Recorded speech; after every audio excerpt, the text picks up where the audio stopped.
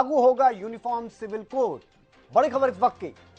प्रदेश के गृह मंत्री अनिल विज ने इस बात के संकेत दिए हैं। यूनिफॉर्म सिविल कोड को लागू करने पर विचार किया जा रहा है, यह कहना है अनिल विज का। और सरकार के लिए सभी नागरिक समान होते हैं। तो हरियाणा के गृह मंत्री अनिल विज ने यह बात कही है। उन्होंने कहा कि सरकार के लिए कोई धर्म, जाति और क्षेत्र महत्व नहीं रखता। यूनिफॉर्म सिविल कोड को जल्द ही लागू किया जाएगा। तो हरियाणा के गृह मंत्री अनिल विज ने इस बात के संकेत दे दिए हैं और अब यह माना जा रहा है कि जल्द ही हरियाणा में यूनिफॉर्म सिविल कोड लागू होगा।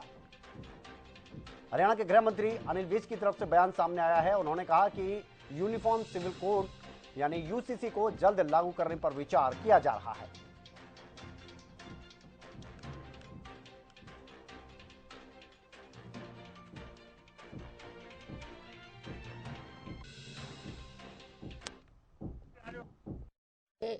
सरकार के लिए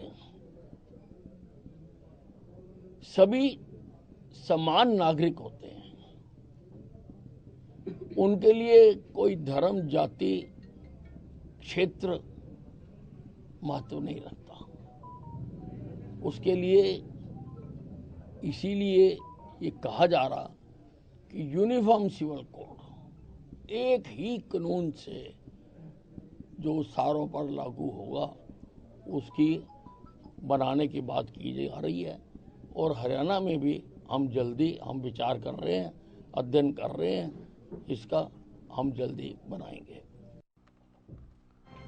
तो आपको एक बार बता देते हैं कि यूनिफॉर्म सिविल कोड का अर्थ समान नागरिक संहिता।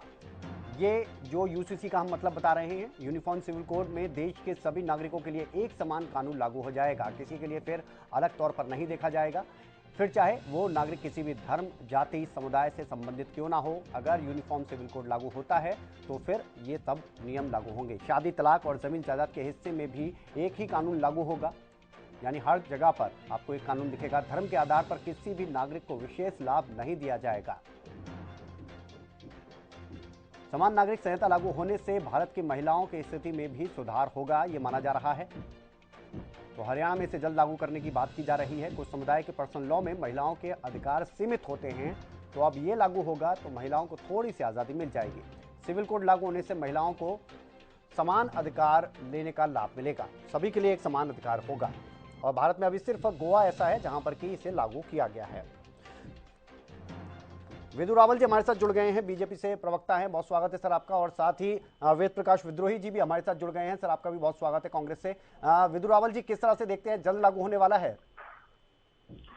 ये बहुत ही स्वागत योग्य एक बात आई है कि हरियाणा की सरकार भी यूनिफॉर्म सिविल कोड जो संविधान की आत्मा है, बल्कि यूं कहूंगा कि संविधान के निर्माता डॉक्टर भीमराव अंबेडकर जी ने इसके प्रावधान बनाने के लिए भारत के संविधान के में कहा गया था, जिसके लिए जिसकी वकालत की थी, जिसके लिए भारतीय जनता पार्टी पहले दिन से ही किस प्रकार से प्रयासरत रही है।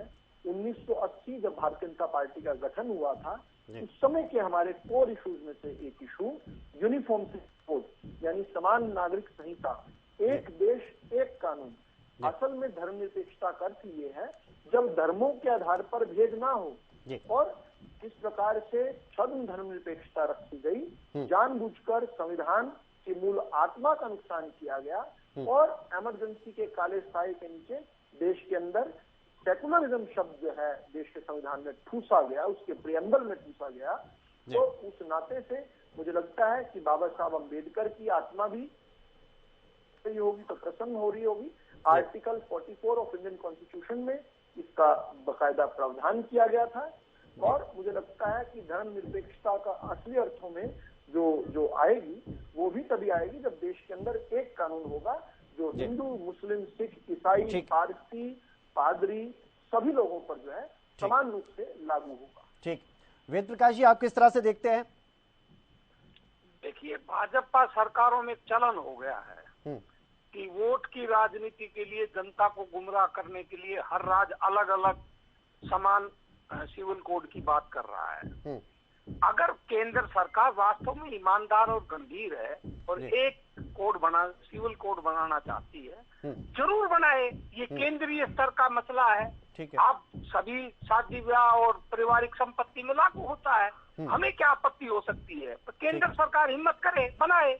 और अभी भाजपा प्रवक्ता कह रहे थे कि भाई संविधान की आत्मा कुचली गई।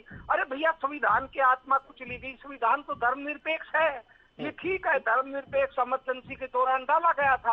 उसके बाद भाजपा की भी सरकारें बनी है, भाजपा के पक्ष की भी सरकारें बनी है, और अब 10 साल से 8 साल से भाजपा की सरकार। अगर आपके अंदर हिम्मत है तो धर्मनिरपेक्ष शब्द हटा दीजिए, कौन रोकता है आपको?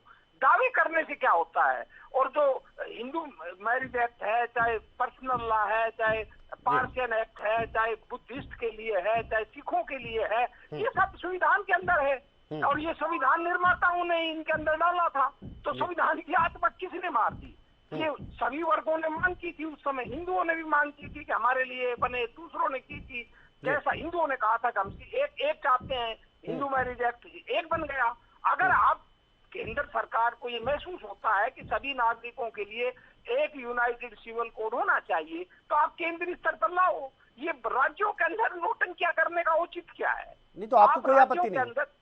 हाँ जी, अगर यूनिफॉर्म सिविल कोड लागू होता है तो इससे आपको कोई आपत्ति नहीं ना? फिर कांग्रेस को कोई आपत्ति नहीं? केंद्र पर हमें क्या भाई, सरकार लाएगी कोई स्वरूप, उसी पर तो कोई टिप्पणी हो सकती है ना। ये व्यर्थ की जुगाली करने से क्या मतलब है? लाए मोदी जी सरकार, हमें क्या आपत्ति है? नहीं तो गोवा में तो लागू कर ही दिया है, वहाँ पर भी तो बीजेपी है, गोवा में भी लागू कर दिया गया है विद्रोही जी। अब मैं गोवा का पता है मुझे, गोवा में है, गोवा में बहुत पहले से लागू है, मुझे पता है। भाजपा के सरकार के आने से पहले ही लागू है, भाजपा ने नहीं किया। ये भाजपा वाले नहीं तो राज्य में अगर यहाँ पे भी आ जाता है तो क्या दिक्कत होती है विद्रोही जी? मैं आपसे कह रहा हूँ कि ले आओ आप, पर ये बेकार की बातें हैं। जब आप लाना चाहते हो केंद्र के स्तर पर लाओ ना, ताकि व्यर्थ के विवाद ही खत्म हो। आप हर एक राज्य के अलग अलग तो नागरिकता के नियम नहीं है, अरे कॉन्फ्लिक्ट होंगे। केंद्र का कानून कुछ होगा, राज्य का कानून कुछ होगा, सुप्रीम कोर्ट की रूलिंग अलग होगी। क्या होगा इन बातों से? वोट बैंक की राजनीति के सिवा। विद्रोही जी का कहना है कि डिफरेंसेस होंगे। डिफरेंस, समान कानून जब तक नहीं होंगे केंद्र स्तर पर, तो केंद्र का कानून कुछ है, राज्य का कानून कुछ है। आप मुझे बताइए, हंसी मजाक की बात नहीं तो क्या है? ठीक है, केंद्र में आप कह रहे हो कि हिंदू मैरिज एक्ट लगेगा, हरियाणा में आप कह रहे हो कि नहीं भाई सिविल कोड लगेगा, केंद्र में आप कह रहे हो मुस्लिम कोड को हम मान्यता देंगे। तो सुप्रीम कोर्ट अगर मुस्लिम कोड को मानता दे रहा है, केंद्र मान्य दे रहा है, तो हरियाणा का क्या मायने रह जाएगा? ठीक है, मैं रिएक्शन इसलिए मैं कह रहा हूँ ये बड़ा ही उलझा हुआ विषय है। केंद्रीय स्तर पर कानून ले आए। ठीक है, उलझा हुआ एक वक्तव्य अभी हमने सुना है। उलझा हुआ मामला नहीं है, उलझा हुआ वक्तव्य है। ये कह रहे हैं कि लाना है तो केंद्रीय स्तर पर लेकर आइए। ये कह रहे हैं कि प्रदेश में लेकर आएंगे तो उसमें सहमति नहीं है, केंद्र में लाएंगे तो सहमति देंगे। साहब, हम केंद्र में भी लेकर आएंगे।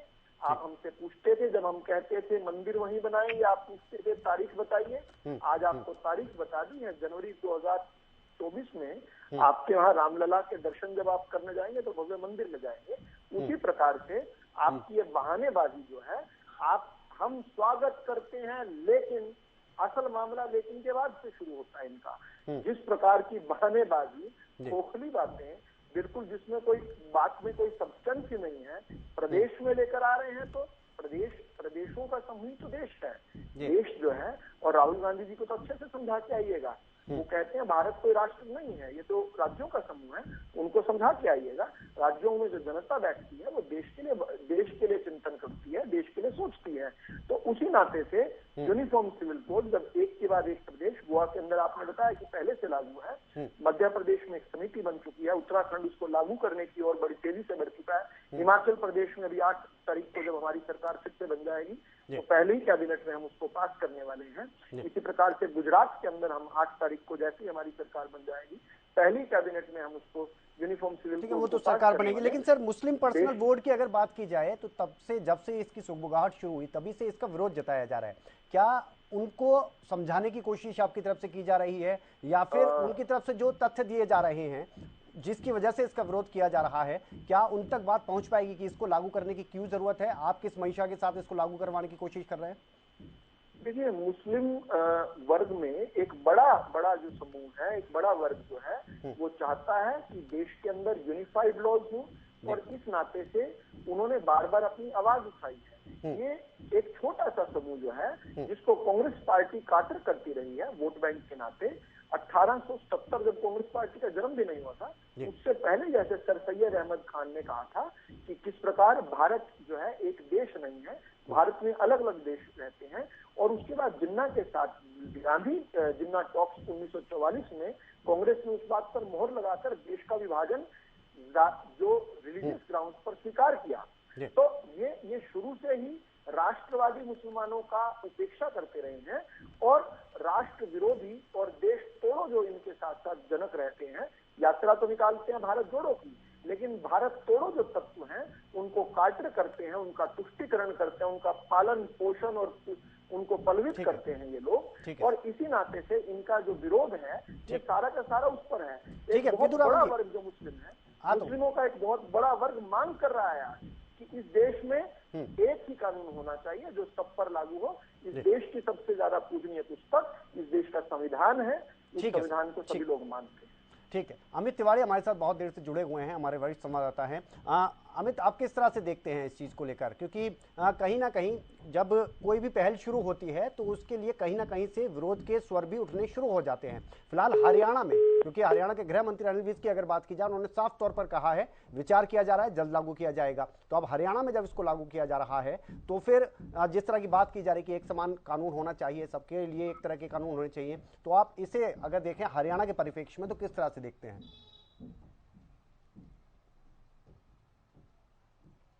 निश्चित रूप से विनय, अगर बात की जाए जो बात की जाए यूनिफॉर्म सिविल कोड की, तो पूरे देश में आज से नहीं है, काफी लंबे समय से इस तरह की चर्चाएं चलती रही है कि पूरे देश में इस प्रकार का एक जो समान कानून है, समान नागरिक कानून लागू होना चाहिए। और खासतौर पर भाजपा ने इसकी पैरवी लगातार की है। उनके जितने भी जब भी बातचीत चलती तो राम मंदिर मुख्य मुद्दा रहता था, साथ साथ यूनिफॉर्म सिविल कोड, एनआरसी और कई ऐसे जो मुद्दे खासतौर पर भाजपा से जुड़े रहे थे। संभवतः इसीलिए जो दूसरे विरोधी लोग हैं वो यूनिफॉर्म सिविल कोड का विरोध भी करेंगे और उनका कहना होगा कि कहीं न कहीं जो दूसरे जैसे प्रकार से मुस्लिम पर्सनल लॉ बोर्ड और मुस्लिम सदस्य ये बात कहते हैं कि देश में हिंदुत्व कानून, हिंदू का कानून वो लागू करने के पक्ष में है भाजपा, और इसीलिए यूनिफॉर्म सिविल कोड लाना चाहती है। जैसा कि अभी विद्रोही जी बता रहे थे कि पूरे देश में लागू की जानी चाहिए, केंद्र सरकार इसको लागू करे। यह बिल्कुल सहमति वाली बात है कि पूरे देश में केंद्र सरकार लागू करे। अगर गुजरात में जाकर कहा जाता है कि गुजरात में चुनावों के बाद इसको लागू, मुख्य घोषणा पत्र में इसको लागू किया जाता है और बात की जाती है, साथ साथ दूसरे भी प्रदेश है वो लागू करने, भाजपा शासित प्रदेश बात करते हैं, लेकिन पूरे देश में अगर लागू करना है तो केंद्र सरकार उसको लिए लागू कर सकती है। और उसका विरोध कितना होगा ये देखने वाली बात होगी। जिस प्रकार से एनआरसी को लाया गया था, तो इसी प्रकार से अगर हरियाणा की बात करें, आज गृह मंत्री अनिल विज का महत्वपूर्ण बयान है और इस बयान का समर्थन भी सिरसा की सांसद सुनीता दुग्गल ने भी आज किया है सिरसा में। उनका यही कहना था, और जैसा कि अनिल विज ने कहा कि अभी विचार हो रहा है, अध्ययन हो रहा है, तो हरियाणा के परिप्रेक्ष्य में इसका अध्ययन करना लाजमी है। हालांकि लागू करने में बुराई नहीं है, क्योंकि जैसा कि अनिल विज जी ने कहा है कि पूरे देश में की जो कानून की सरकार है, जो सरकार है वो सभी लोगों को, सभी नागरिकों को एक समान देखती है। तो ऐसे में इसको लेकर भी विरोध नहीं होना चाहिए, लेकिन अभी विचार चल रहा है, अध्ययन होगा, उसके बाद इस पर पूरी तरह से किस प्रकार से इसको लागू किया जाए, तमाम बातें आगे लाई जाएगी। ठीक है अमित, आता हूं, जो आपने बड़ी जानकारी दी है उसके बारे में एक बार दर्शकों को बता देते हैं। इस वक्त की बड़ी और अहम खबर इसी से जुड़ी आपको बता दें कि सिरसा से जो सांसद हैं उन्होंने अपना बयान दिया है, इसको लेकर अनिल विज के बयान जो है उसका समर्थन किया है। बड़ी खबर इस वक्त की आपको बता दें, और क्योंकि यूनिफॉर्म सिविल कोड की अगर बात की जाए तो इसको लेकर अनिल विज का बयान सामने आया था। इसके बाद बीजेपी सांसद सुनीता दुग्गल ने कहा है कि देश हित में इस कानून को लागू किया जाना चाहिए, सरकार देश हित में से लागू भी करेगी, ये कहना है सुनीता दुग्गल का, जो कि सांसद है बीजेपी। और यूनिफॉर्म सिविल कोड को लेकर अनिल विज की तरफ से जो बयान सामने आया था उसका सीधे तौर पर समर्थन करके ये बात कही है उन्होंने कि इसे लागू होना चाहिए। अनिल विज ने भी यही कहा था कि अभी विचार विमर्श चल रहा है और जल्दी इसे लागू किया जाएगा। वेद प्रकाश विद्रोही जी, आप हमारे साथ हैं?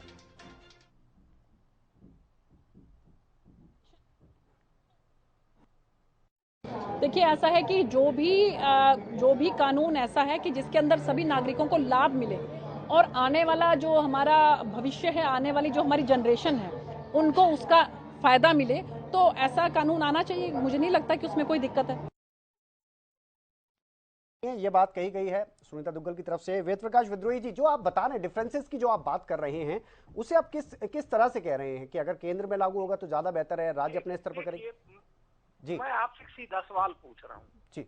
नागरिकता की परिभाषा कौन करता है? नागरिकता की परिभाषा केंद्र का कानून करता है, राज्य का कानून करता है जी। जब नागरिकता की परिभाषा ही केंद्र करता है तो नागरिक आचार संहिता लागू किस पर होगी? जब तक केंद्रीय कानून नहीं होगा, मान लो हरियाणा के अंदर इन्होंने बहुमत के बल पर यूएन सिविल कोड लागू कर दिया, तो होगा क्या? जो मुस्लिम पर्सनल लॉ है वो तो कायम है। उस मुस्लिम पर्सनल लॉ को आप कैसे हरियाणा के कानून से ओवरलुक करोगे? मुझे बताइए आप। तो ये मैं जो कह रहा हूँ यथार्थ की बात कह रहा हूँ, और भाजपा वाले कह रहे हैं केवल वोट बैंक की राजनीति की बात कह रहे हैं। इन्होंने कहा टू नेशन थ्योरी, इनको इतिहास की जानकारी नहीं है। आप इतिहास पढ़िए, टू नेशन थ्योरी सबसे पहले सावरकर ने दी थी, और इतिहास गवाह है। बंगाल की विधानसभा के अंदर 1942 के अंदर सबसे पहले भारत का बंटवारे का प्रस्ताव किसने पास किया था? उस समय की हिंदू महासभा के श्यामा प्रसाद मुखर्जी, जिन्होंने जनसंघ बनाया था, और मुस्लिम लीग। तो भाजपा के लोगों ने तो मुस्लिम दो राष्ट्र का प्रस्ताव बंगाल विधानसभा में पास कर रखा, संयुक्त बंगाल विधानसभा में, और काली पैक्ट तो 44 में हुआ, उसके 2 साल बाद हुआ है। तो आप जी अधूरी बात बताते हैं, लोगों को ठगते हैं और सत्य नहीं बोलते। मैंने कहा कि ये कानून तभी प्रभावी होगा जब आप इसको राष्ट्रीय स्तर पर लाएंगे। आप प्रादेशिक स्तर पर लाकर वोट बैंक की राजनीति कर सकते हैं, कीजिए आप, पर वो प्रभावी ढंग से लागू नहीं होगा। झगड़े बढ़ेंगे, कानूनी विवाद बढ़ेंगे, मामले कोर्टों में जाएंगे, और कोर्टों का हस्तक्षेप बढ़ेगा। एक नई जटिलताएं लोगों के सामने पैदा होगी। ये ना जटिलता पैदा करना चाहते हैं वोट बैंक की राजनीति के लिए, जरूर करें, इनकी मर्जी, मैं कैसे रोक सकता हूँ। बेहद शुक्रिया आपका, बेहद शुक्रिया विदुरावल जी, आप हमारे साथ जुड़े। वेद प्रकाश विद्रोही जी, आप हमारे साथ जुड़े। लेकिन सवाल यहाँ पर यही है कि इसे लेकर विरोध क्यों? अगर सरकार की तरफ से एक समान नागरिकता की बात की जाती है, एक समान कानून की बात की जाती है, तो इसमें क्या गलत क्या नजर आ रहा है? और जिस तरह से कांग्रेस की अगर बात करें तो वो केंद्र के स्तर पर बात करते हैं कि अगर लागू हो तो केंद्र के स्तर से लागू हो, उन्हें कोई दिक्कत नहीं है।